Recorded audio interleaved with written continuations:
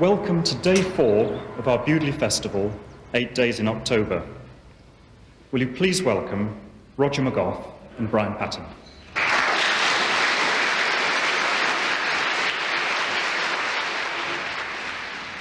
3 a.m, feeling like death and wanting to end it all. I reach for the aspirin bottle.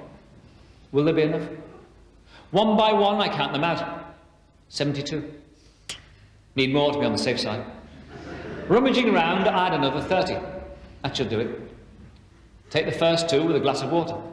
Feel better. Go back to bed. Fall asleep.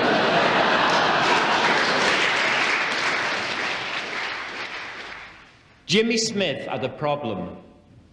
It's daft, but it's true. After so much glue sniffing, imagine everything else he sniffed stuck to him too. When he left school, the smell of dole cues lit a fuse in his brain. And although he tried to keep his nose clean, the smell of failure would not go away. The smell of money obsessed him by its absence. And there was no evading how the smell of Borstal was all-pervading. It was either being sentenced to the dole queue or the army. So one day, when pissed, having little to lose and even less to gain, Jimmy decided to enlist. He was trained in less time than it takes to train an Alsatian dog. He became completely dependable and utterly expendable, and was packed off to Ulster like a parcel no one wanted. The estates were similar to his own. The walkway stank, smelt the same, and at first, Belfast seemed a daft kid's game. But soon enough, the smell of paranoia blossomed on street corners. The smell of blood stuck to him, and the smell of politicians' lies hovered round his nose like flies. And when he shot a child, his excuses were thin, and the smell of rubber bullets haunted him. It's daft, but it's true. When Jimmy blew his own brains out, no one blamed the system. They blamed the glue. It is the end of summer, the end of day and cool. As children holiday-sated, idle happily home from school. Dusk is slow to gather, the pavements still are bright. It is the end of summer, and a bag of dynamite is pushed behind the counter of a department store, and soon a trembling hand will put an end to an English afternoon. The sun on rooftops gleaming underlines the need to kill. It is the end of summer, and all is cool and still. We love to squeeze bananas, we love to squeeze ripe plums, and when they are feeling sad, we love to squeeze our mums.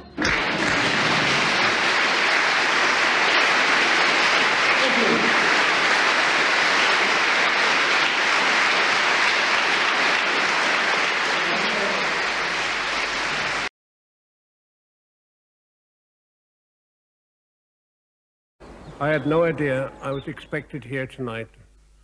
I'm overwhelmed by the pleasure of being in Bewdley, this beautiful town,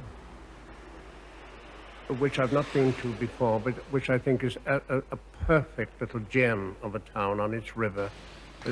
Next to my village, I think I would like and love to live here. I'm told it's got 25 pubs. To prove to Jock Gallagher that I am here, and that I'm still alive. I thought I'd do 2 very brief passages of Cider. I arrived at school just 3 feet tall and fatly wrapped in my scarves. The playground roared like a rodeo. The potato burned in my thigh. Old boots, ragged stockings, trousers and skirts went skating and skidding around me. The rabble closed in, I was encircled. Grit flew in my face like shrapnel. Tall girls with frizzled hair and huge boys with sharp elbows began to prod me with hideous interest. They plucked at my scarves, spun me round like a top, screwed my nose, and stole my potato. I was rescued at last by a gracious lady, the 16-year-old junior teacher, who boxed a few ears and dried my face and led me into the infants. I spent the first day picking holes in paper and went home in a furious temper. What's the matter, Law? Didn't he like it at school then? They never gave me the present. Present? What present? They said they'd give me a present. Well, no, I'm sure they didn't. They said, "You're Laurie Lee, ain't you? Well, just you sit there for the present." I sat there all day, and I never got it, and I ain't going back there a day. My sisters, as I said, were about to get married. Brother Harold was still working at the factory lathe. Brother Jack was at the grammar school, and his grammar was excellent. And young Tony still had his fine treble voice. And my mother half knew me, but could not quite understand. And I felt doomed, and of all things, wonderful. It was then that I began to sit on my bed and stare at the nibbling squirrels, and to make up poems from intense abstraction.